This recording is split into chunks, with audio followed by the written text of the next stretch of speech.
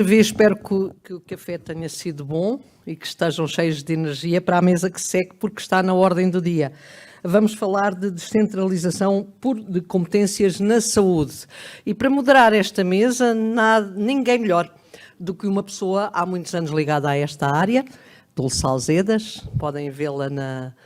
Eu agora ia brincar com ela, mas é melhor não brincar, porque senão ela fica zangada. Na SIC, não é noutro sítio diferente da SIC. Podem vê-la todos os dias, sempre que há assuntos importantes de saúde, Dulce está lá.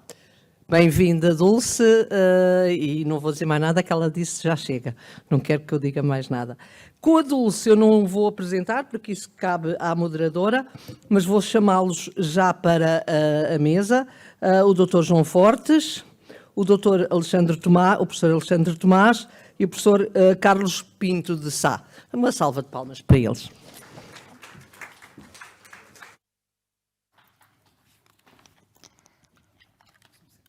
Pode, à vontade.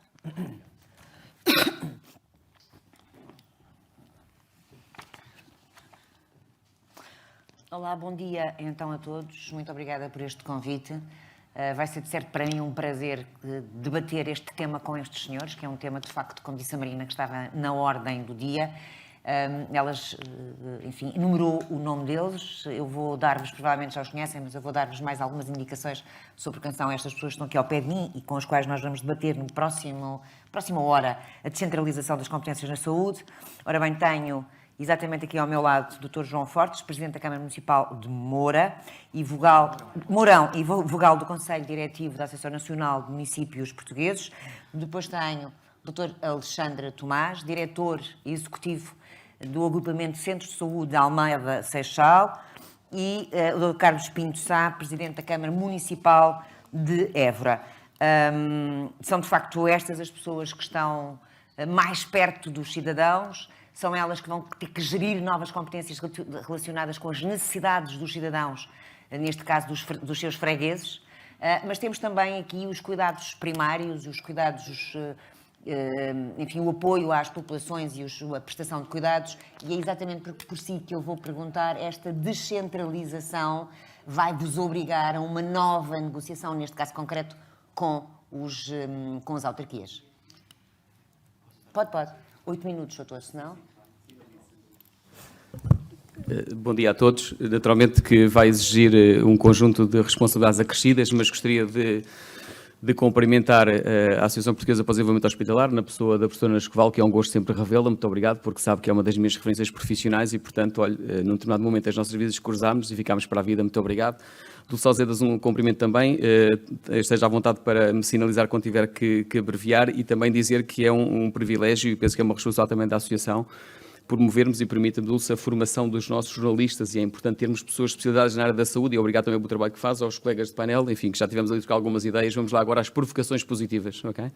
Eu gostaria que pusessem a apresentação, se pudessem, por favor, mas ainda no repto do que Dulce sinalizou. Claro que a descentralização exige um conjunto de novas competências nos vários parceiros, mas eu devo dizer que há um histórico no país desta proximidade e, como também comentávamos ali, é um histórico de proximidade local, de resolução do problema das pessoas e muitas vezes ficamos mais influenciados pela espuma da discussão política nacional, porque do ponto de vista local, a experiência que genericamente dos agrupamentos de centros de saúde, e estou a ver aqui alguns colegas meus que também cumprimento, da RS Lisboa do Tejo, é que a relação com os municípios tem sido de facto muito positiva. Aguardando que a apresentação possa entrar, porque sobretudo a gestão do tempo deste lado será mais fácil se tiver a sistematização das ideias. Tinha 2 slides introdutórios que era sobre o acesso à Almada Seixal e o primeiro, se me permite, é que ontem foi aqui apresentado o projeto da Via Verde de Saúde e muito obrigado por receber a menção honrosa. De facto é um projeto muito interessante e gostaria de agradecer aos profissionais que lideram essa resposta e a todos os que colaboram. Era a primeira nota, digamos, do slide que estava para ser apresentado. E o segundo, que eu tenho esperança que possa partilhar convosco, é o resultado objetivo daquilo que foi um trabalho de parceria da saúde com os municípios no que diz respeito à pandemia. Se eu tiver que carregar em algum slide, ok. E agora será o verde, imagino eu.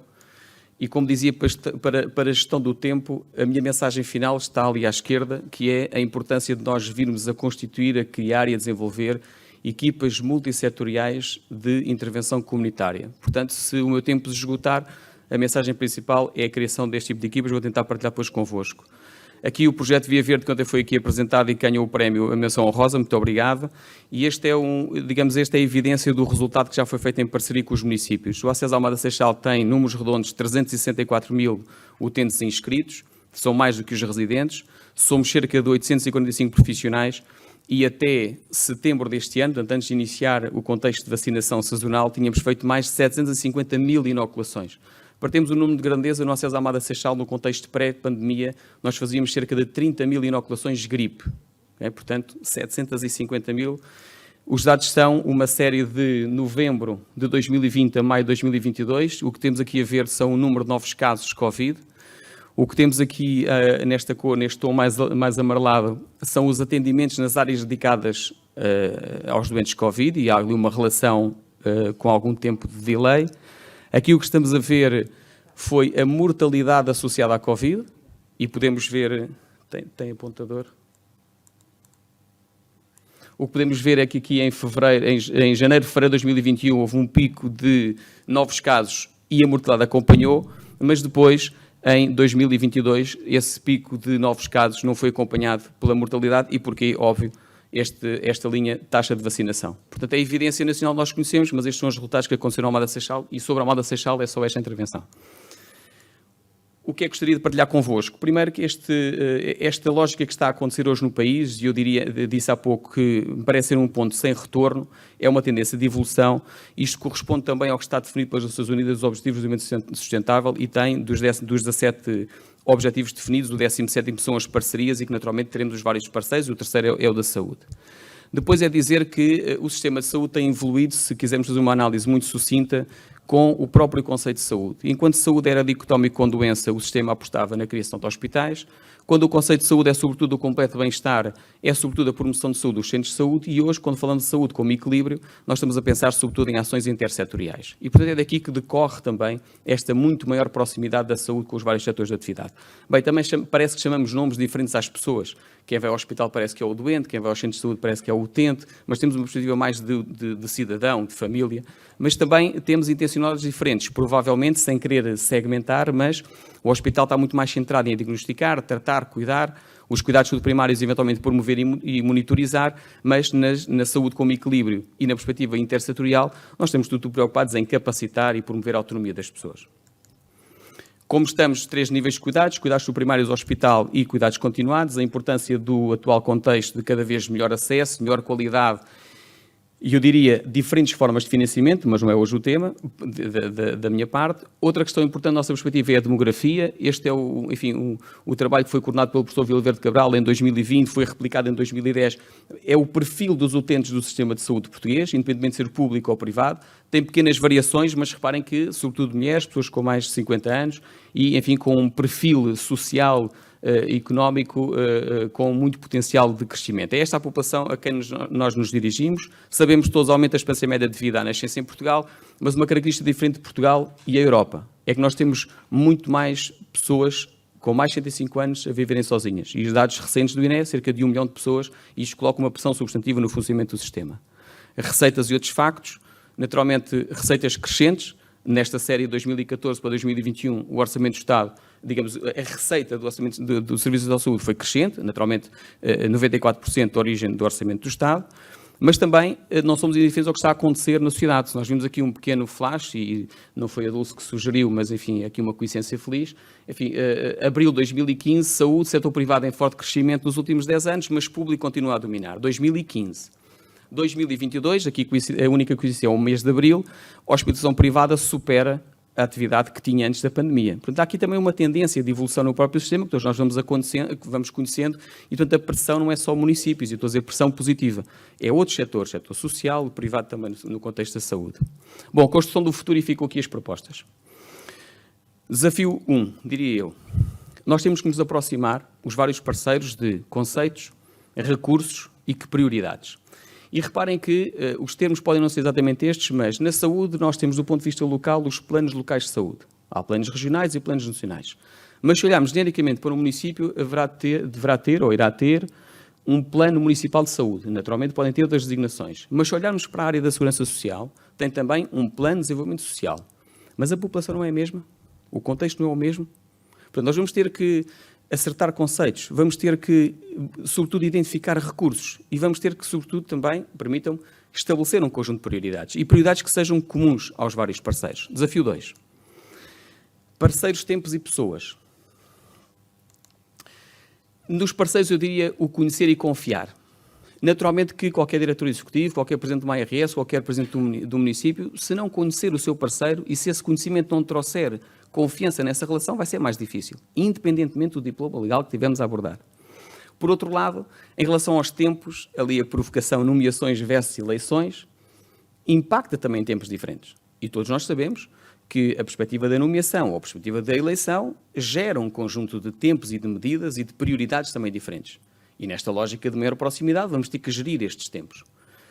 Falávamos há pouco, se calhar depois no debate, se faz ou não faz sentido ter cuidados do primário, centros de saúde abertos até mais tempo, num período alargado de horário, quando eventualmente isso não responde à procura do contexto hospitalar. Mas também pessoas. E vamos ter que ser nós, cada um de nós, vamos ter que ser nós portugueses a fazer este processo de aproximação e de maior trabalho conjunto. Portanto, desafio 2, parceiros, pessoas e tempos. Desafio 3, as câmaras, o Serviço Nacional de Saúde e a comunidade. Sem um sentido provocatório. Enfim, os municípios, talvez por mares nunca antes navegados, okay? Apesar de termos alguma experiência de transferência de algumas competências do Estado Central. No caso do Serviço Nacional de Saúde, permitam dogmas políticas e a gestão, e que não pode estar desinserido daquilo que é a gestão da administração pública, e temos hoje algumas dificuldades muito substantivas de gerir unidades de saúde, porque temos um conjunto de regras do funcionamento da administração pública que dificulta a agilidade ao momento, e naturalmente do ponto de vista da comunidade, uma maior literacia, que não estou só a falar em literacia em saúde específica, de saber mais sobre saúde, é a literacia de utilização dos serviços de saúde, que é um aspecto que nos parece cada vez mais importante e, naturalmente, trazer à participação. Eu penso que estou quase dentro do tempo e, portanto, como disse no primeiro slide, tendo em conta estas 3 características de conceitos, recursos, prioridades, parceiros, tempos, pessoas e câmaras, Serviço Nacional de Saúde e comunidade, a perspectiva a partilhar convosco é que nós vamos ter que criar cada vez mais equipas multissetoriais de intervenção comunitária e só uma nota a dizer que não são só equipas monoprofissionais, nem multiprofissionais, nem multidisciplinares, são multissetoriais. Eu posso ter na mesma mesa 5 nutricionistas, que são todos nutricionistas do ponto de vista da sua área profissional, mas cada um deles vem de um setor, dos cuidados primários, do hospital, do município, do IPSS, e cada um deles traz consigo, para além da sua visão e das suas competências, traz também o conhecimento e os recursos da sua organização. E a ideia destas equipas multissetoriais de intervenção comunitária é que também são finitas no tempo. Temos um problema de saúde identificado, temos uma intervenção que vai ser calendarizada e constituem-se essas equipas, têm a sua intervenção, monitoriza, avalia, eventualmente problema resolvido ou mitigado, a equipa dilui-se nas suas organizações e voltamos à mesma atividade. Obrigado a todos. Muito obrigada, Dr. Alexandre, e eu agora passava aqui uma espécie de um repto a estes 2 senhores que aqui estão. Com esta transferência de competências e tendo em conta uma coisa que eu ouvi aqui o Dr. Alexandre dizer, que é as dificuldades que atualmente ainda existem na forma ferrugenta e embaraçada e muito pouco ágil, diria eu, muito burocrática, que o sistema tem, ou que o sistema pode usar por causa da burocracia do Estado e das formas de gestão, esta alteração de competências, a transferência de competências para vocês, pode alterar tudo isto e tornar as coisas muito mais ágeis, ou não?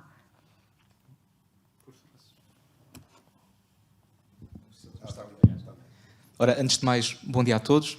Agradecer àqueles que estão a assistir aqui presencialmente, àqueles que estão a assistir em casa, aos oradores, à moderadora, e dizer-vos que não seria eu neste painel, seria o meu colega Ribau Esteves, mas por incompatibilidade de agenda pediam-me que o substituísse.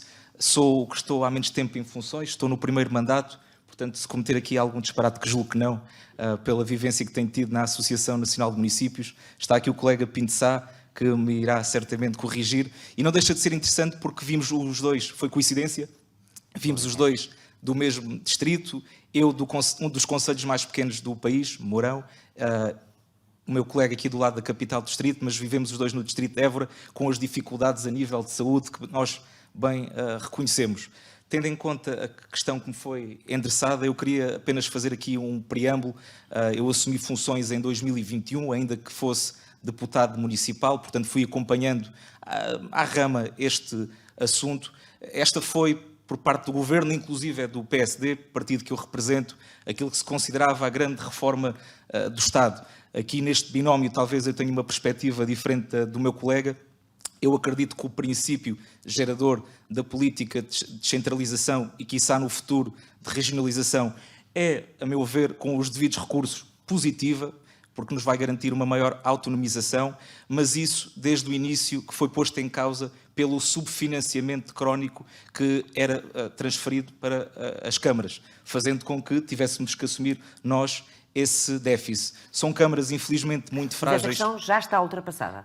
Essa questão está mais ou menos ultrapassada e era isso que eu queria dar nota porque julgo que é importante. Resumindo, e dou-lhe um exemplo concreto que eu acho que se podem rever nele. Sim, nós, autarquias, somos sem dúvida mais ágeis a resolver os problemas. E gostei da citação por mares nunca dantes navegados, porque se há algo que nos caracteriza enquanto autarcas, isso já foi provado recentemente pela pandemia, sobrepusemos-nos ao Estado, assumimos questões que eram da parte da tutela com as próprias despesas, sendo que infelizmente até nem seremos ressarcidos por aquilo que já ouvimos.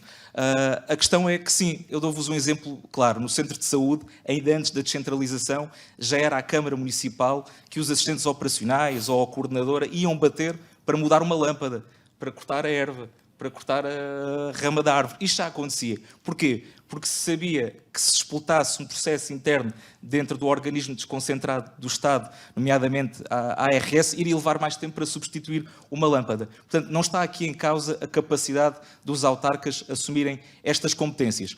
Convém, no entanto, salientar, para aqueles que não estão tão informados, que estas não são competências que nos garantam uma autonomização a nível de políticas de saúde. Nós estamos limitados única e exclusivamente à gestão das infraestruturas, do equipamento, dos assistentes operacionais, do carro, etc. Portanto, não também temos... tem aí uma outra parte que também é importante, que é o chamado apoio logístico, que acaba por vos dar, diria eu, um pouco mais de competências do que a mera mudança de luzes, o cortar a relva, o pintar as paredes. Para já houve avanços significativos na negociação feita entre o Governo e a Associação Nacional de Municípios, o que nos permite, por exemplo, cautelar o alargamento dos horários dos centros de saúde. No entanto, e voltando um bocadinho atrás, municípios como o meu e certamente se calhar o de Évora não estão capacitados depois para assumir as horas extras destes funcionários. Sendo que Mourão padece de um problema crónico, infelizmente,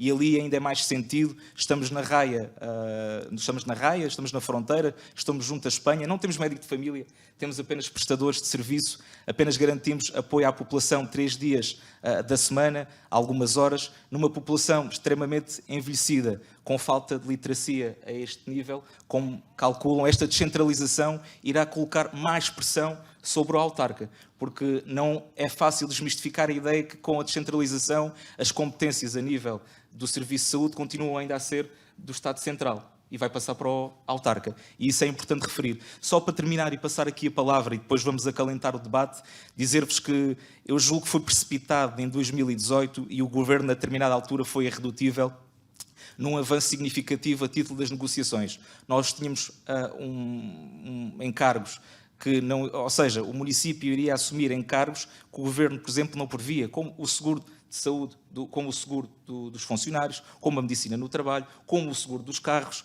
Acontecia uma coisa disparatada, que era como é que nós íamos, enquanto município, habilitar os médicos a autorizá-los a fazer as deslocações nos carros próprios. Não estava estabelecida a nível legal esta questão. Como também não está estabelecida a nível legal, algo que eu comentava aqui, que tem a ver com os assistentes operacionais, quando estes fazem horas extra, e que isso acontece com frequência, é que o custo que é pago por hora extra aos profissionais da saúde é diferente daquele que é pago aos assistentes operacionais dos municípios. Portanto, a nível legal também esta questão não está superada. No entanto, houve avanços significativos.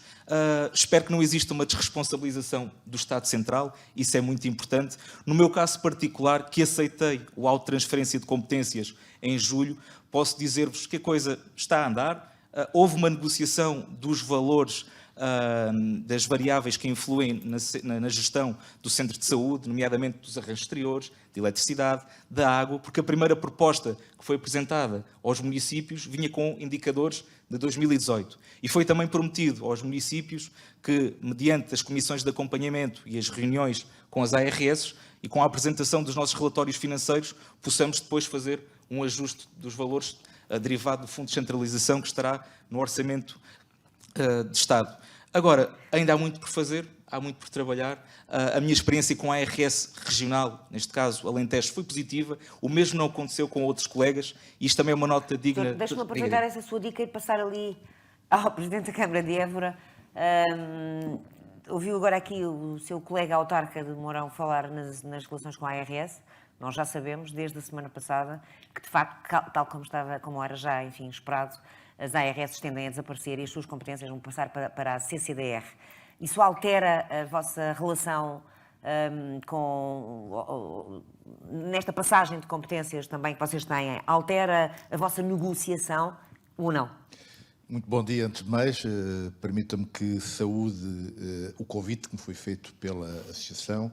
Um cumprimento particular à professora Ana Escoval. Somos, enfim, velhos conhecidos. Velhos não. Agradecer naturalmente experientes, a simpatia naturalmente, saudar naturalmente a nossa moderadora, saudar os meus colegas da mesa redonda e saudar todos aqueles que participam no Congresso e nos estão também a ouvir. Eu diria que não sei, vamos ver, porque isto são sempre grandes incógnitas que temos e às vezes isto tem muito a ver também com pessoas. Nós, enfim, como já foi dito, temos uma forma de tratar e de negociar com a ARS, que tem estado a funcionar. Vamos ver agora com esta passagem o que é que isto significa. Não sei se haverá alteração de pessoas, se não haverá, qual vai ser a situação. Portanto, vamos ter que esperar aqui um pouco para ver. Mas queria voltar aqui um pouco a algumas questões que foram colocadas. Eu julgo que a divergência que o meu colega aqui falou não tem tanto a ver na questão da descentralização, mas nos conceitos que temos aqui. Antes de mais, eu gostava de relembrar isto. Portugal é um dos países mais centralistas da Europa. Há muito tempo, tem a ver com a história própria do país. Também tem uma tradição municipalista muito forte, também é algo fundamental. Mas, de facto, aquilo que vemos, em termos estatísticos, é os países mais desenvolvidos são países regionalizados. São países que têm, digamos, níveis de descentralização muito significativos ao nível regional. E, portanto, o problema que aqui está não é estarmos contra a descentralização, é o que é que se está a chamar de descentralização, que nós entendemos que não é. Ou seja, nós somos pela descentralização. E, desde logo, a descentralização, na nossa opinião, significa criar o único nível político de governo que está previsto na Constituição e que não está implementado, apesar de existir, que são as CCDRs. As CCDRs são poder regional. As CCDRs têm poder para decidir, por exemplo, verbas dos fundos comunitários, milhões de euros e muitas outras questões. E vão ter agora ainda mais poderes. Bem, mas quem lá está para decidir não é eleito. É nomeado, responde a quem o nomeia, que é o Governo. E, portanto, naturalmente, aquilo que nós defendemos é que deve haver uma criação das regiões administrativas com a eleição dos órgãos pela população para que quem decide responda à população e possa, naturalmente, digamos, ter essa situação em primeiro lugar. Portanto, esta é uma primeira nota. Segunda nota, esta confusão, permita-me a expressão, entre descentralização e transferência de competências. Não são a mesma coisa. Bem, o que é que se entende, o que é que eu entendo por descentralização? Bem, descentralização pretende retirar poderes do poder central ou regional e transferi-los, neste caso, para os municípios. De uma forma de dizer, bem, vamos dar poder de decisão aos municípios. E foi isso que aconteceu neste caso não concreto? Foi. Não, pois o problema é exatamente esse. Não é isso que acontece. Mas há uma questão mais importante e mais grave, a meu ver, relativamente a esta matéria, que é esta. Bem, nós, quando estamos a transferir este tipo de competências, estamos a transferir competências que devem estar ao nível do município ou não. Porque temos aqui um problema, que na saúde é obviamente patente, de universalidade de direitos. Ou seja, o cidadão que mora em Mourão, em Évora ou no norte ou no sul do país, têm o direito de ter os cuidados de saúde. A gente sabe que há diferenças, mas têm esse direito. E, portanto, a universalidade tem que ser garantida e não pode ficar na dependência de decisão de 308 municípios diferentes, em que uns terão mais poder para responder a problemas que lhes são colocados e outros têm menos poder. Não, enfim, acho que bastaria olhar para Lisboa ou para Bourão, por exemplo, para perceber que há aqui uma diferença muito significativa na resposta. Bem, portanto, este é o problema. Portanto, a descentralização implica transferência de poderes, implica autonomia política, implica autonomia financeira, ou seja, para termos competências, temos de ter recursos capazes de responder a essas competências e temos de ter, naturalmente, uma coisa que é fundamental, que é tem que melhorar o serviço prestado à população. Só tem sentido haver descentralização no sentido de se melhorar a prestação de cuidados à população. Doutor Carlos, deixe-me só, já lá vamos, tocou aí num assunto que eu gostava muito de ver debatido, mas disse agora uma coisa que eu gostava de passar aqui para o doutor Alexandre, que tem a ver com exatamente isso, a prestação universal de cuidados à população, os mesmos cuidados com a mesma qualidade de cuidados. Permita-me só uma questão, porque o meu colega abordou. Eu estou perfeitamente de acordo com a proposta que avançou. Porquê? Porque cada nível deve ter as suas funções próprias, as suas competências próprias. E há competências que têm que ser feitas, de facto, ao nível local. Essa era a questão. E, portanto, essa era a questão que eu estou a dizer. Ia colocar naquela proposta que faz, naquela proposta que faz das equipas multidisciplinares, qual seria o papel da autarquia? E quando nós falamos em autarquia, fala-se muito em Câmara, mas eu gostava também de colocar aqui a questão na Junta de Freguesia, naquela que está, de facto, muito mais próximo dos utentes, ou das pessoas, dos cidadãos, e sobretudo aí pelo país inteiro. No Alentejo isso acontece, mas também acontece na Beira, em Trás-os-Montes, onde as pessoas se sentem mais afastadas dos grandes centros urbanos e onde há mais médicos, mais enfermeiros, mais profissionais de saúde. Qual é que é o papel das autarquias nessas equipas? Ou qual é que devia ser? Vamos lá ver, vários pontos de entrada na discussão. Claro que todos nós assumimos que temos um Serviço Nacional de Saúde geral, universal e tendencialmente gratuito, não é? Mas esta universalidade é ajustada caso a caso, local, em função das características daquela população. Muitas vezes sabemos que não é só em função das características da população, é em função dos recursos existentes, que é de outra natureza. Portanto, essa universalidade é um princípio que devemos manter, mas temos vários casos, os nossos colegas aqui espanhóis ao lado tiveram um processo de, enfim, não quero usar o termo da descentralização ou desresponsabilização, ou enfim, outra provocação, mas e que tem exemplos de má prática, portanto, que não correu bem, objetivamente. Temos de olhar para isso e perceber que foi eventualmente um modelo menos interessante. Agora, em relação à participação, claro que as juntas de freguesia, quando falamos do poder local, bem sabemos que os municípios, juntas de freguesia, são entidades diferentes, mas é com esses parceiros, com essas entidades, que cada vez mais temos que relacionar. A proposta, quando falamos aqui de equipas multissetoriais, porque vêm profissionais de diferentes setores, e pode ser da junta de freguesia, pode ser do município, de um determinado departamento do município, em função da prioridade que estamos a abordar. No contexto de pandemia, a gestão de alguns centros de vacinação foi efetuada pela Proteção Civil. Portanto, é uma estrutura, tudo bem. Noutros contextos foi por departamentos de saúde e ação social que os municípios têm. Portanto, cada um dos municípios também tem a sua estrutura orgânica e que privilegia mais umas áreas do que outras. Portanto, claro que será o município, claro que será a junta de freguesia, mas sobretudo, e não temos aqui os colegas da educação, ou do urbanismo, ou da segurança social, ou de IPSS, porque é nessa lógica de interação com os vários parceiros que encontraremos os recursos existentes. Nós estamos muitas vezes focados, e permita-me, estamos muitas vezes focados numa terminologia de que os recursos são escassos.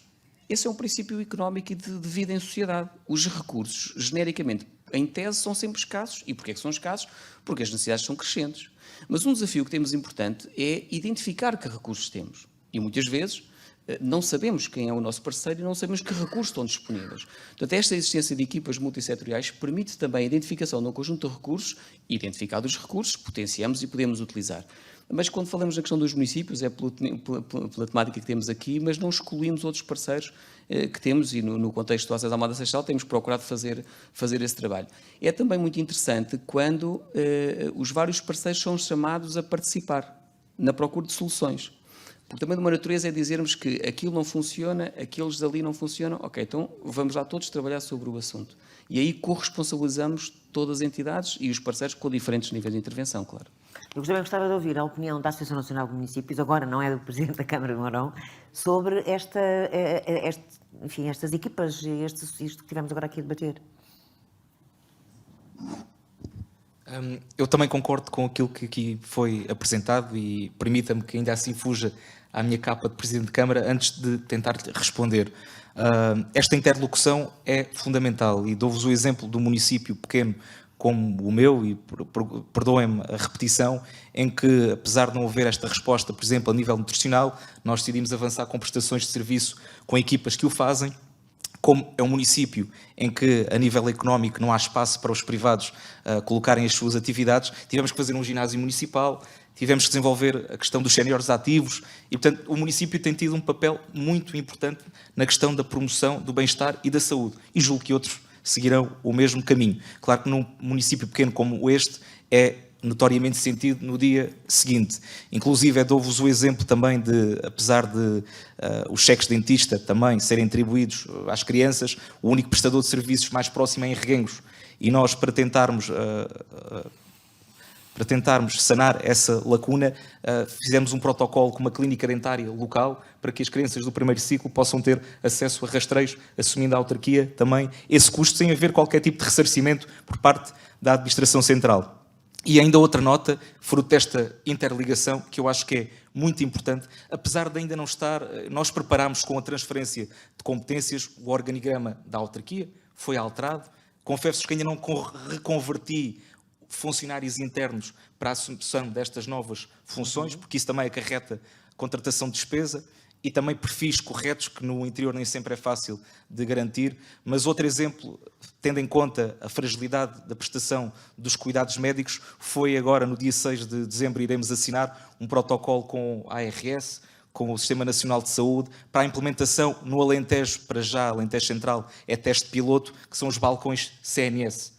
Vamos tentar que nas freguesias rurais possamos colmatar a falha do centro de saúde com recurso, através das consultas, das teleconsultas e a prescrição de receitas via este sistema integrado.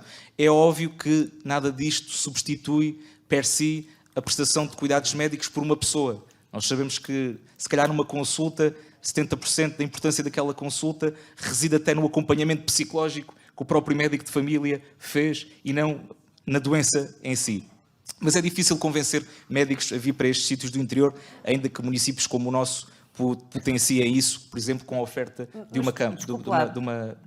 A minha cabeça agora de repente avançou. Sim. E eu lembrei-me de qualquer coisa que aconteceu nos últimos tempos também importante e que, se calhar, conjugando com esta transferência de competências, poderá dar-vos mais capacidades, dar-vos a vocês autarcas, desculpem.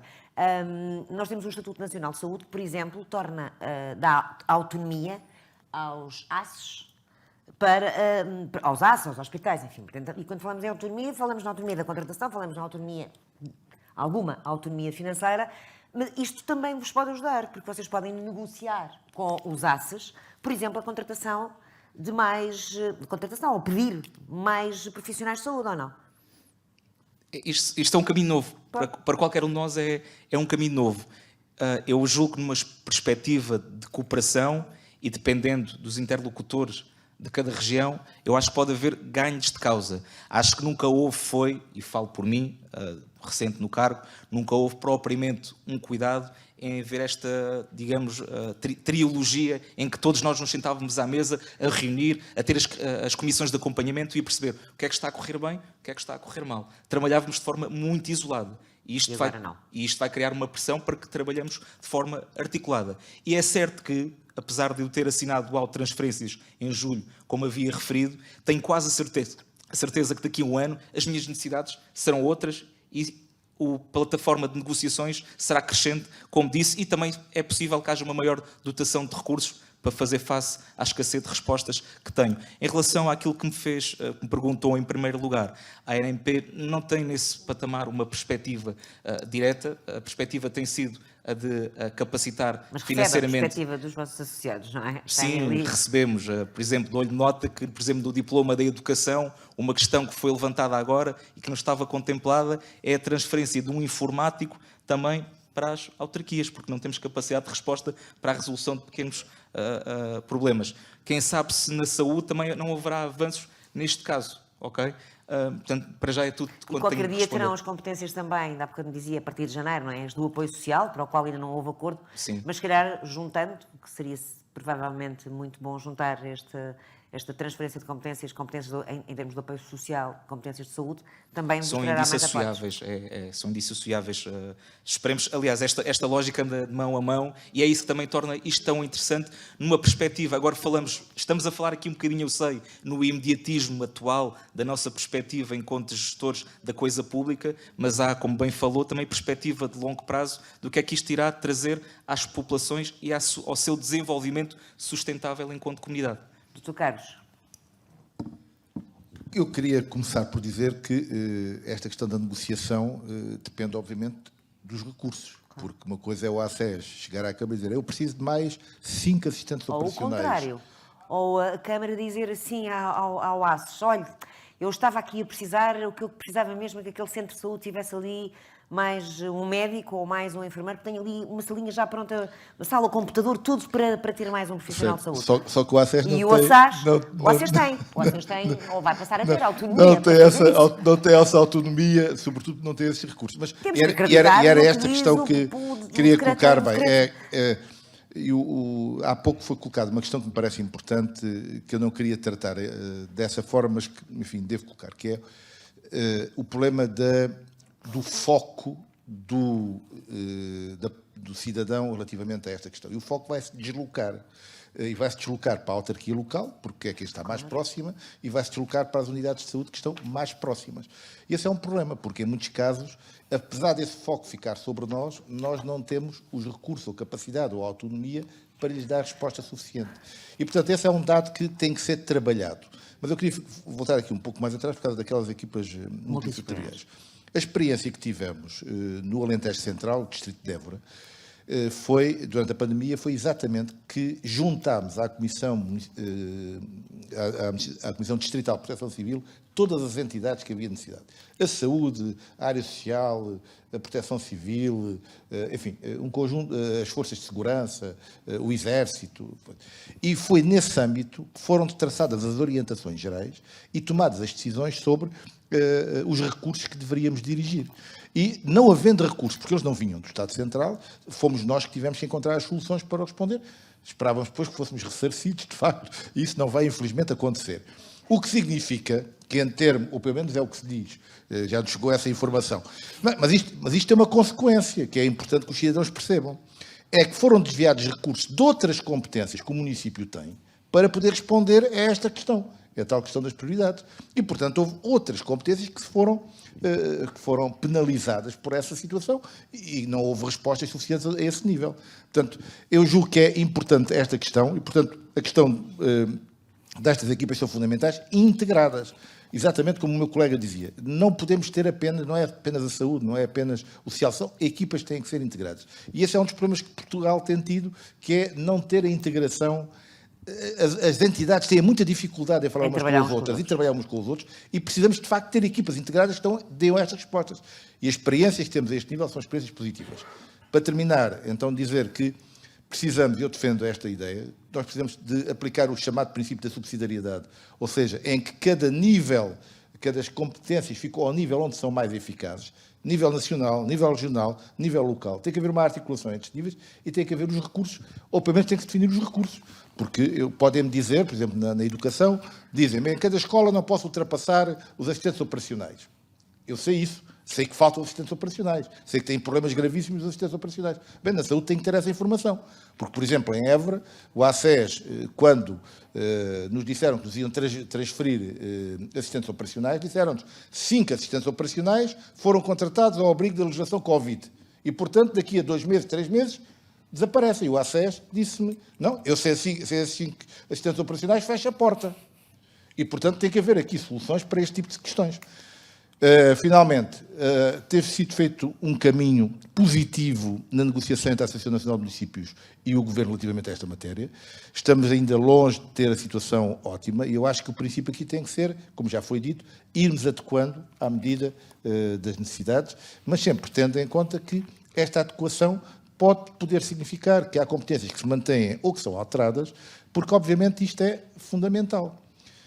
Mas quem deve gerir é quem está mais próximo e conhece os problemas. Ou seja, se há um diretor de um agrupamento de escolas, se há um diretor da ACES, não tem que ser a Câmara, digamos, a gerir determinadas questões. Deve ser, digamos, esse diretor a fazê-lo. Portanto, a descentralização, se quisermos falar de descentralização, tem que ser a este nível.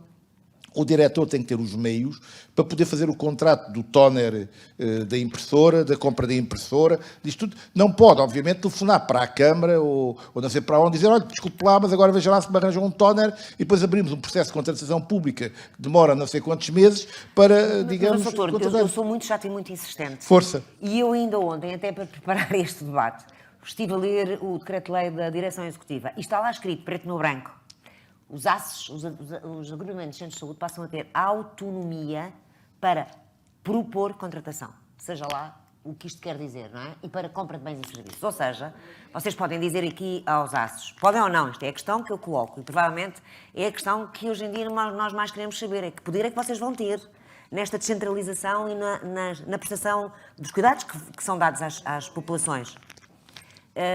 Vocês podem dizer aqui ao aço, olha, eu de facto preciso de um toner, olha, eu de facto preciso de uma máquina de escrever, um computador, vou dar o exemplo do que fizemos com as escolas, que é algo que pode ser feito com os ACES, que é o seguinte, transferiram-nos as competências dos agrupamentos de escola e nós voltámos a entregar-lhes essas competências. Delegámos, digo assim, então vou eu que vou gerir a água, a eletricidade, não. Portanto, transferimos essas delegações de competências. Isto deve ser. Agora, tem que haver recursos para fazer isto, primeiro, e capacidade do ponto de vista da contratação pública para podermos ser, obviamente, eficazes nesta matéria. Isto não resolve o problema que temos que ter de estruturação do Estado com os vários níveis, que fique claro relativamente, digamos, a esta matéria, nomeadamente um problema que neste momento está, aliás, em discussão, que é o nível regional, que é fundamental definir. Estão a ser dados passos nesse sentido, mas isto é fundamental, porque temos que ter, de facto, um nível que tem que ter competências e recursos conhecidos de toda a gente para podermos atuar. Ora, nós estamos prestes do fim, temos mais uns 7, 8 minutos, quando me informam dali, e eu gostava muito de passar este debate também para vocês aí na assistência. Eu não sei se alguém quererá fazer algo... já está ali. Já agora. O que eu ia dizer, se alguém quer fazer alguma pergunta ou algum comentário, mais outra pessoa, mas está ali um senhor à sua frente. Agradeço só, se for possível, que se apresente. Claro. O meu nome é Diogo Silva, sou médico de saúde pública e, portanto, este é um tópico que tem sido debatido já há algum tempo para percebermos qual é o impacto que isto também vai ter na saúde pública a nível local. E, portanto, para quem não sabe, normalmente é a saúde pública responsável pelo Plano Local de Saúde, que deve dar uma perspectiva mais estratégica para a saúde a nível local. Portanto, obviamente, em colaboração com todos os parceiros. E neste momento nós temos o Plano Local de Saúde, temos o Plano Municipal de Saúde e temos muitos outros planos, tal como foi dito logo na primeira apresentação, logo o primeiro desafio. E se, por um lado, nós percebemos claramente a vantagem deste processo para resolver os problemas operacionais do dia-a-dia, de não faltar papel, não faltar tónus, não faltar luz, não termos que ter sempre táxis porque não há sequer carros, todos os problemas que algumas pessoas nem sabem que existem, a minha pergunta é um bocadinho mais de médio e longo prazo. Qual é realmente a visão e o que é que nós vamos conseguir melhorar em termos mais estratégicos com esta descentralização? Vamos ter um ACES e uma Câmara a competir ou a colaborar? Se tivermos determinadas intervenções, quem realmente fica responsável por ela? Imaginemos que num plano local de saúde, isto é transversal a todos no país, temos sempre excesso de peso e obesidade como um dos principais problemas e, segundo, perturbações depressivas e ansiedade. Imaginemos que nós temos que contratar psicólogos ou nutricionistas. É o ACES, os ACES não podem fazer isto, só as RS, porque os ACES nem existem fiscalmente. Portanto, esta questão da autonomia ou vai ser mudada alguma coisa ou ela na prática não existe. Portanto, são os ACES que vão fazer isso ou vão ser as câmaras municipais. Se quisermos fazer alguma intervenção na comunidade, por exemplo, em universidades séniores, vai ser o ACES ou vão ser as câmaras municipais? Ou seja, na prática, o que é que vai mudar com estas intervenções? Ou estamos a falar só mesmo de alterações operacionais? Pronto, tem a sua vantagem, mas se calhar não justificam todo este trabalho. Muito obrigada. Eu julgo que aqui a sua pergunta será para todas as pessoas que estão na mesa a responder. Peço-vos que pode começar, doutor, mas que seja o mais sucinto e rápido possível para ver se temos todos tempo. Eu julgo que é uma pergunta pertinente pelo seguinte, devia ter havido previamente uma discussão sobre esta matéria para definir o que é que vai ser feito. O problema é que a discussão não foi por aí, a discussão foi por transferir os recursos para diminuir, digamos, a despesa do Estado Central. Fundamentalmente foi isso. Aliás, separou-se a discussão das competências da discussão dos recursos. E depois, quando se procurou juntar as duas coisas, obviamente deu problema. Portanto, tem que haver uma discussão prévia, como eu disse, ao nível do princípio da subsidiariedade, para perceber o que é que cada nível faz e o que é que deve ser feito. Mas isso não está definido. Enfim, o que foi transferido é o que são as competências atuais, não está definido o resto. Portanto, é necessário definir isso e, na minha opinião, isso é absolutamente fundamental. Essa discussão deve ser aberta com a participação muito larga de todos os intervenientes nesta matéria. Não vou adiantar muito mais, a questão é pertinente, como talvez tenhas percebido, neste caso o município e certamente outros adiantam-se e não é esta articulação e avançam em linha reta para tentar solucionar os problemas. Não houve esta questão, esta solução de fundo. Nós, no nosso caso, delegámos as competências da gestão operacional, apesar do pacote financeiro ser para nós na diretora do ACES, fizemos isso, tínhamos essa prerrogativa e decidimos fazê-lo, tal como fizemos um contrato interadministrativo com as escolas. Portanto, vendo bem as coisas, isto até acaba por não mudar assim tanto quanto isso. Nós simplesmente recebemos o dinheiro e transferimos o dinheiro. É um bocadinho esta a questão. Mas nós queremos ir um bocadinho mais além. E por falar nisso, também outra coisa que não foi esclarecida, e peço perdão de trazer este assunto, foi com a construção de novos equipamentos de saúde, que no caso de Mourão e julgo também de Évora, nós fomos contemplados através do PRR com uma linha de 140 mil euros a fundo perdido. A verdade é que, como beneficiários finais, somos nós a propor a candidatura e agora com o aumento extraordinário de custos fruto da inflação e da guerra, da pandemia, eu pedi um orçamento de um contentor, de uma unidade móvel, eu tenho 140 mil euros e o contentor custa 240 mil euros. Quem é que vai assumir este valor de diferença quando isto era uma competência do Estado? Deixa esta questão. Bom, naturalmente que a questão da saúde pública, e felicitar o colega por trabalhar numa área muito nobre, e até o conceito, nós quando falamos com o cidadão comum, a saúde pública, ele pensa, mas é o público e o privado. Não tem nada a ver com isso, não é? Enfim, é a promoção da saúde pública e bem, mas sobre isso já vou à pergunta que colocou, mas só duas notas.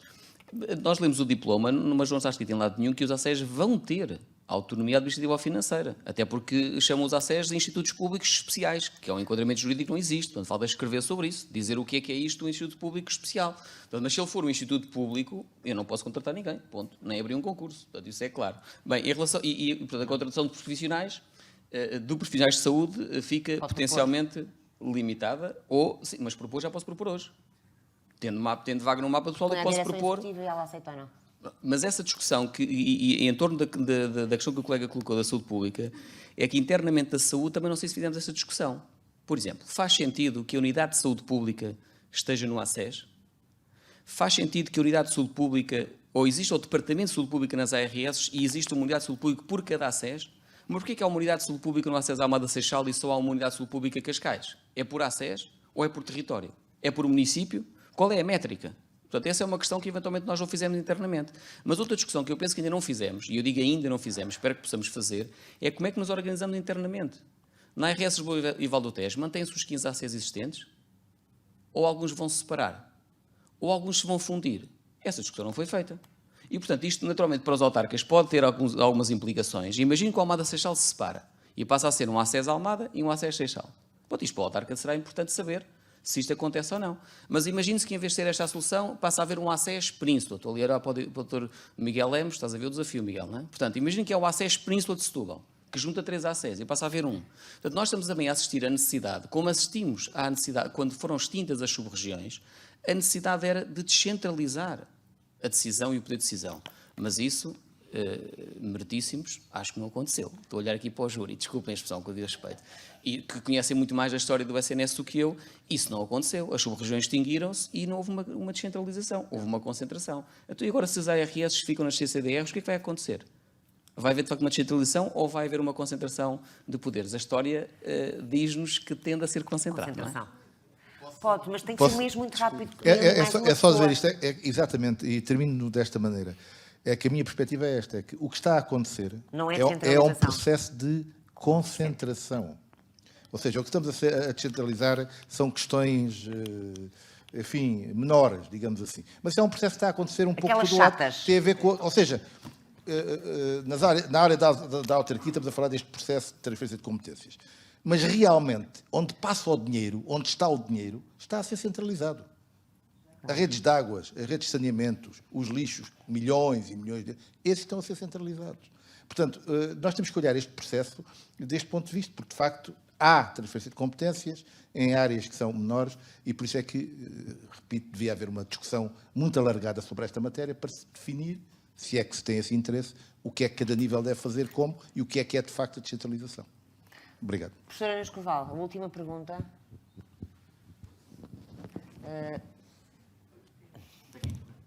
Está aqui.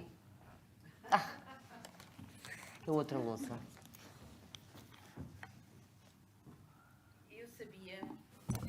Eu sabia que me ia divertir.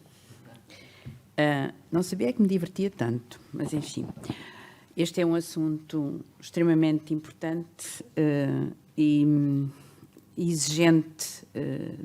A exigência tem que ser de todos nós. Nós temos que exigir discutir estas questões, porque é muito importante saber o que é que vamos fazer amanhã e, sobretudo, saber dar resposta às pessoas. Mas eu venho provocar-vos. Existiu na legislação em 1998, 99, a criação de sistemas locais de saúde. Volta a estar na legislação sistemas locais de saúde. O que é que vocês pensam disso? Doutor Alexandre, quer começar? Os LS, SLS. Portanto, faço umas gotas e agora respondo. Naturalmente que me parece ser um caminho, como disse há pouco antes da sessão, quase um caminho sem retorno. Portanto, nós hoje todos sentimos, no contexto da saúde, que as pessoas que chegam ao setor da saúde com um conjunto de problemas, as causas destes problemas não estão no nosso domínio de intervenção. Grande parte delas são os determinantes em saúde, como o professor na escola nos explicou e nos ensinou tantas vezes. Portanto, ou trabalhamos com os contextos, os domínios, os atores, as entidades que podem interferir nessas variáveis para que haja maior qualidade de vida, maior esperança de vida, ou vamos estar sempre, desculpem a expressão, a apagar fogos e nada contra quem apaga fogos. Mas deixa-me lá pegar na expressão e provocar. Mas qual é a avaliação que o país faz das unidades locais de saúde? Eu sei que não são sistemas locais de saúde. Qual é a avaliação que o país faz? Eu, num determinado contexto, sei que está a ser gravado, mas enfim, também está mais ou menos escrito. Eu, num determinado contexto, disse que as ULS foram uma OPA que os hospitais fizeram aos centros de saúde. Porque, do ponto de vista de integração de cuidados, nós temos experiências muito maiores, muito mais consistentes entre hospitais e ACES do que dentro das ULS. Agora, claro, do ponto de vista de aprovisionamento, gestão de recursos humanos, financeiros, tudo isso integra de sexta para segunda. Mas não sei se é essa a visão. Eu sei que o LS não são sistemas locais de saúde. Eu tenho uma opinião concreta sobre sistemas locais de saúde e eu concordo em absoluto. Mas temos, não são LS, são SLS, sistemas locais de saúde, onde integra naturalmente um conjunto de parceiros que não estão nas ULS. Claro. Mas importa também definir quais serão as competências desses sistemas locais de saúde. Porque, mais uma vez, visão global e ação local, o pensamento do país versus das localidades, porque vamos criar, eventualmente, contextos organizacionais com capacidade de intervenção nos territórios e sem capacidade de intervenção noutros territórios. E como é que garantimos outra vez a universalidade que tanto aqui referiram? Portanto, eu concordo em absoluto com o contexto de 98 dos sistemas locais de saúde que não os conseguimos aplicar ou implementar, mas está na hora de, eventualmente, trazer outra vez à discussão esse princípio. E permita-me só a última nota, mais uma vez, com atenção aos tempos. Na saúde, como sabemos, desde o momento em que identificamos um problema, pensamos soluções, implementamos, temos resultados, passam muitos tempos. E passam muitos intervenientes, e passam muitos agentes, pessoas, com os vários... E esse tempo é necessário manter. Caso contrário, teremos, o que também muito conhecemos, a descontinuidade de políticas, que é chega um novo líder, e não estou a falar só no Ministério da Saúde, chega um novo líder e implementa uma série de medidas ao contrário do que aconteceu no passado recente. Portanto, sistemas locais de saúde, sim, universalidade e continuidade de políticas. Dr. Carlos Pinto. Eu concordo perfeitamente com o que acabou de dizer, é isso que parece que é o caminho. Eu julgo que Portugal tem um problema de pensamento estratégico, nós temos que ter um pensamento estratégico, definir o que é que queremos para Portugal a 10 anos, a 20 anos. Isso implica exatamente definir um conjunto, não apenas nesta área, estamos a falar de um conjunto de outras áreas, mas nesta área, no concreto, precisamos exatamente definir isto. Por isso é que eu disse que deveria ter sido feita uma discussão prévia que chegasse a conclusões, para dizer o que é que fica em cada uma das áreas. Eu julgo que, sobretudo, nos desafios com que estamos confrontados de envelhecimento da população, que vai continuar. O envelhecimento da população não é uma coisa que se consiga resolver no curto prazo. E, portanto, vamos ter pessoas mais velhas, a viver mais tempo e mais isoladas. E essa situação vai ser ainda mais grave nas zonas do interior.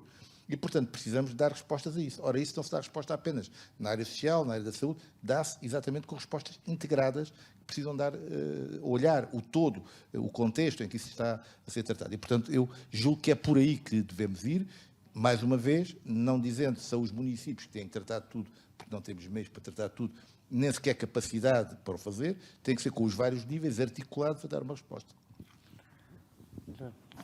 Eu acho que o meu caminho ficou mais fácil depois destas duas intervenções antes de mim. A única coisa que eu queria salientar é que eu julgo que vocês todos sabem que o país é profundamente assimétrico e o tema mais sensível da negociação destes diplomas setoriais tem sido, sem dúvida, a meu ver, a ação social, mas que também está integrada com a questão da saúde. O Alentejo, dentro do Alentejo, é ele profundamente desigual. E, portanto, temos também a olhar para cada local com a sua devida especificidade e dar-lhes as soluções integradas que aqui bem falaram. Agora, isto é preciso haver diálogo. Os ciclos eleitorais são curtos, muitas vezes focamos naquilo que são os melhores resultados para granjear a simpatia das pessoas, deixamos, de facto, o pensamento estratégico de médio e longo prazo de lado e a mudança de governos, a mudança de líderes também causa algumas entropias. Mas a verdade é que isto, e eu sou jovem, parece que tem sido crónico no nosso país e por isso é que andamos a falar há tanto tempo das mesmas coisas sem vermos resultados práticos.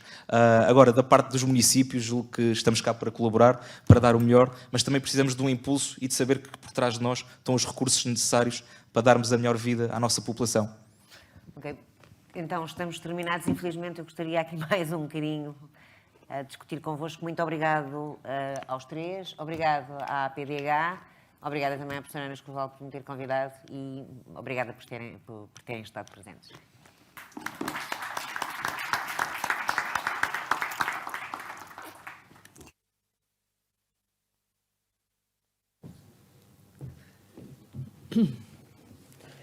Muito obrigada também.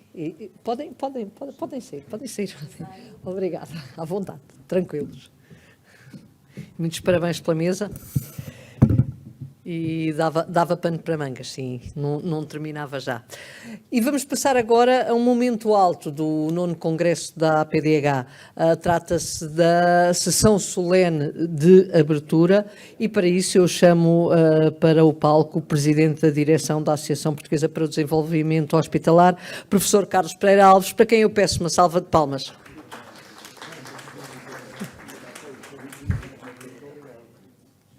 E antes das palavras do professor Carlos Pereira Alves, nós temos connosco dois vídeos que vamos apresentar já de seguida. Um deles é da Presidente da Federação Internacional dos Hospitais, Deborah Bowen, um vídeo gravado, logicamente, que ela nos enviou, e outro, um vídeo do Presidente da Federação Europeia dos Hospitais, Urman Sol. Portanto, vamos ver os vídeos e depois ouvir as palavras do professor Carlos Pereira Alves.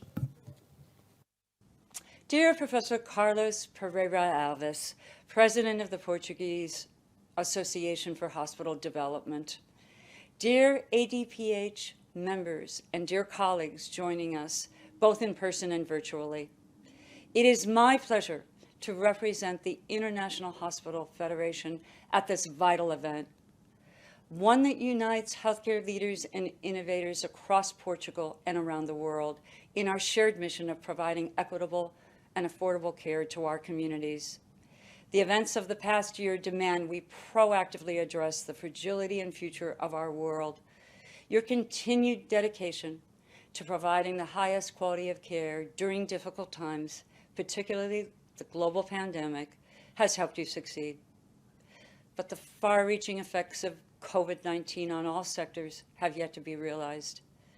Many of the challenges we've grappled with for years are growing in intensity. Costs continue to rise. Chronic diseases are increasing. The struggle to retain health professionals is ever present. Indeed, as the theme of this year's Congress suggests, it is a time for action. During the next 3 days, we will heed those words by focusing on what we can do to build a sustainable health sector, one that considers all stakeholders, encompasses both private and public entities, fosters innovation, and above all, keeps its focus on people. By taking action together, we can redefine care delivery for all we serve. As the global voice of hospitals and health systems, the International Hospital Federation recognizes that synergy among diverse organizations is crucial to improving global standards and quality of care. I want to thank APDH for continuing to be an active, full member of the IHF. In 2021, our Portuguese colleagues with the Centro Hospital Universitario do Porto earned the Austro Excellence Award for Quality and Patient Safety at the World Hospital Congress in Barcelona. Also, thank you to Professor Margarita Ares, an executive board member of APDH, for her service on the IHF's Governing Council and Executive Committee. Her contributions have influenced many of our successes during the past 2 years. Vanessa Ribeiro, Head of Planning and Innovation at the Administration of the Portuguese Health System, joins the Governing Council, and we look forward to working with her during her term. Like APDH, the IHF works to redefine relationships to achieve health and health equity for all. On behalf of IHF, I offer my very best wishes for this year's International Hospital Congress, and I look forward to our continued collaboration on this transformational mission. Thank you for all you do. Dear colleagues, ladies and gentlemen, I would first of all like to apologize for not being with you today in Lisbon. It would have been a pleasure to celebrate this 9th edition of International Hospital Congress organized by the Portuguese Association of Hospital Development. HOPE, the European Hospital and Healthcare Federation, is always glad to provide its institutional sponsorship to such an event. The International Hospital Congress have been through the years a major place for debate thanks to the active involvement of Portuguese Association for Hospital Development. With Time of Action, you choose a very pertinent title for the time that's indeed uncertain. We thought we would be able to cope with the post-pandemic situation. We knew it could be not easy, but we did not expect that a war would lead to all the challenges and difficulties.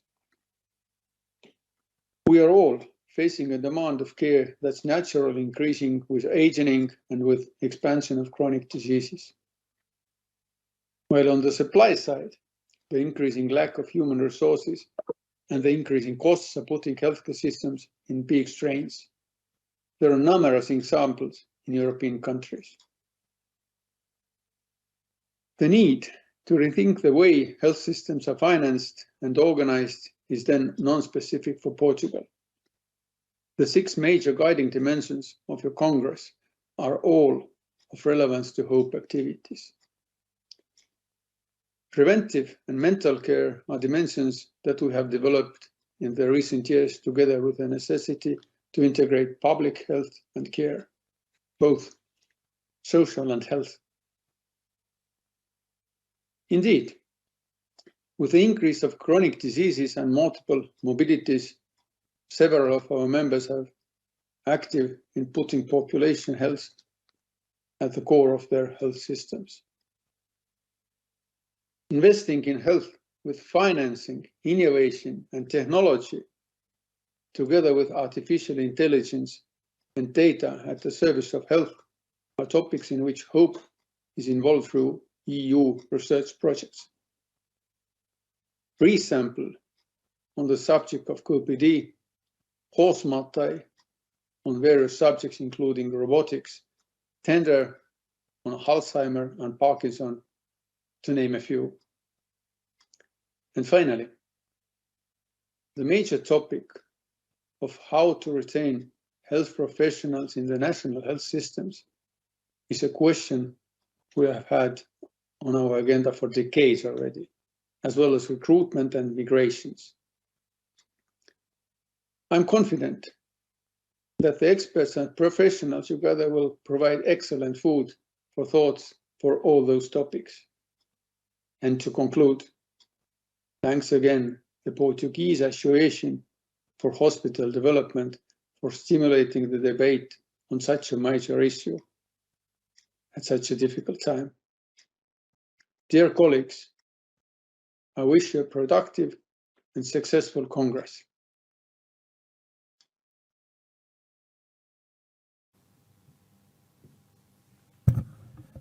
Thank you, Deborah, and thank you, Urmas, for your presence, for your words, and see you as soon as possible.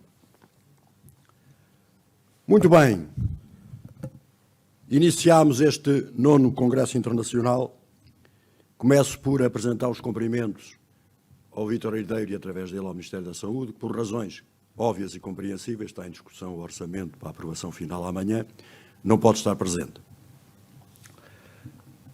Este Congresso, que já viram, tem como lema, como direi mais tarde, o tempo de agir.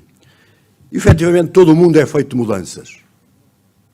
E a saúde e o SNS não são exceção.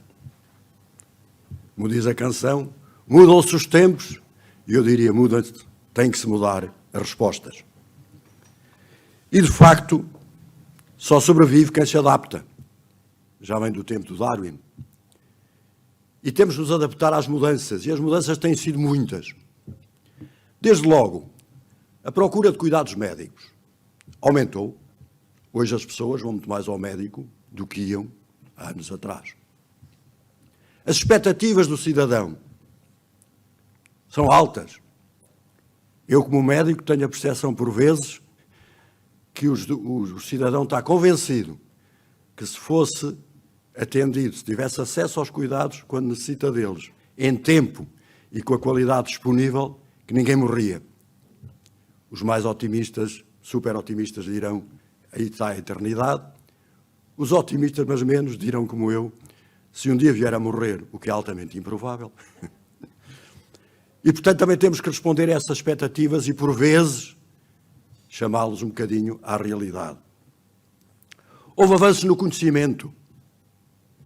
Novos medicamentos, novas formas de tratamento, novos meios complementares de diagnóstico.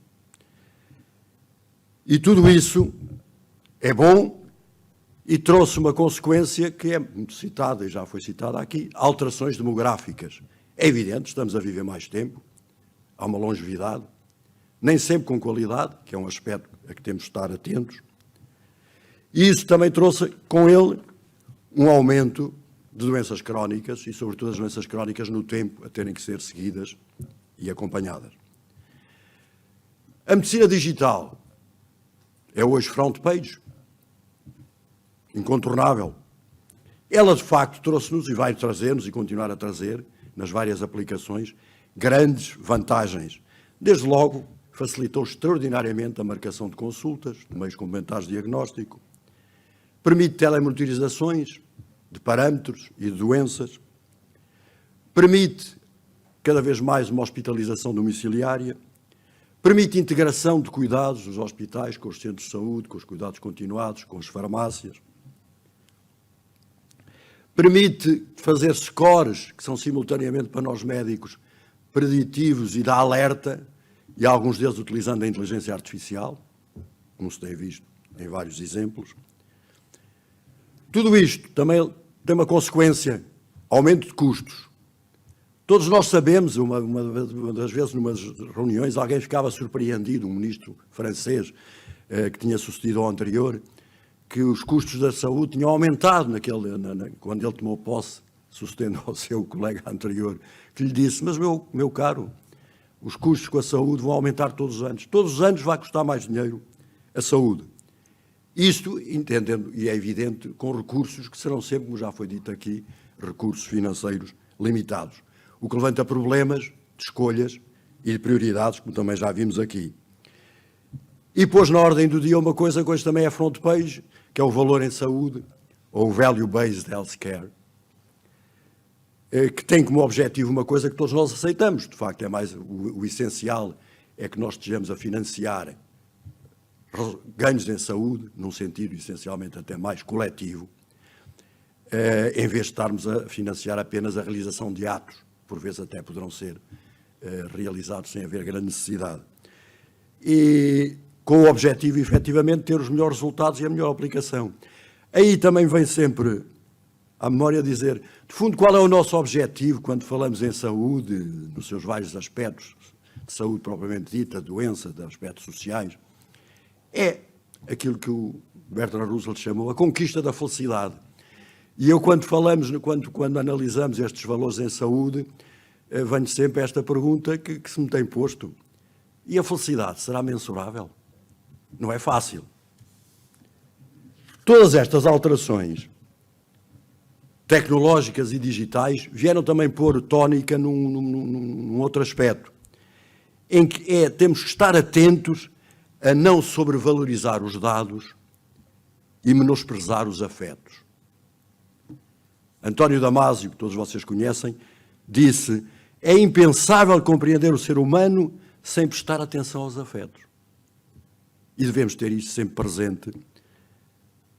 Ou seja, como médico, vejo com alguma inquietação que, por vezes, com facilidade, nós podemos perder aquilo que é o essencial do ato médico. É uma atividade relacional, consequentemente presencial. Finalmente, também um tema que será do Congresso é o capital humano, os profissionais. É fundamental que a gente envolva e motive os profissionais no SNS. Isso implica um justo salário real e criar condições para uma aceitação do chamado salário emocional. E envolver o cidadão também de maneira crescente. Mas todas estas coisas que eu estive a dizer de mudanças já foram ditas e reditas e o diagnóstico está feito. E nesta altura o que há é que passar à prática estas nossas considerações. Como é tema do Congresso, é tempo de agir, tempo de fazer, como foi dito pela Débora, time for action. Aqui vou realçar alguns aspectos positivos, de facto, 2 aspectos positivos em relação a este, que eu hoje vi de manhã e, de facto, também, em certa medida, subscreverei. Foi dito por uma das intervenientes que transformar já está em curso. Acredito que sim. E acredito que nós estamos preocupados em, nesta altura, começar, de facto, a passar à ação muitos dos diagnósticos que fizemos. E daí também que, para mim, foi um avanço, pela primeira vez, termos uma Secretaria de Estado essencialmente ligada à prevenção. Também foi uma das coisas que já está a acontecer e que é positiva.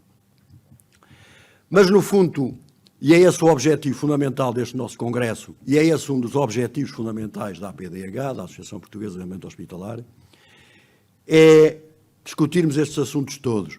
Como disse, há um escritor, Mário Carvalho, que tem um livro, que tem um título que eu acho que se aplica exatamente ao que nós queremos aqui. Era bom que trocássemos umas ideias sobre o assunto. É para isso que aqui estamos, é isso que queremos fazer. Trocar algumas ideias sobre o assunto para chegar a decisões mais acertadas. Muito obrigado a todos e é uma alegria ter já pessoas presencialmente a assistir-nos a estas reuniões. Muito obrigado, um bom almoço e julgo que nos voltamos a encontrar 3:15, salvo eu. Portanto, até logo.